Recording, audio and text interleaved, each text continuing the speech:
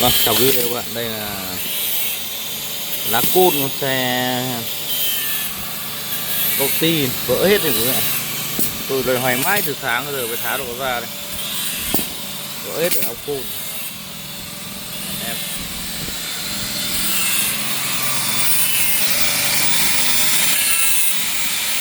Đây là anh Phước. Anh đang tháo rồi ấy ra. Đó. Đây.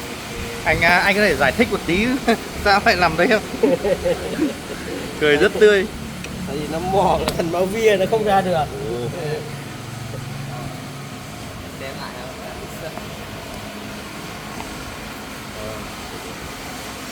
Có kinh khủng. Nó nằm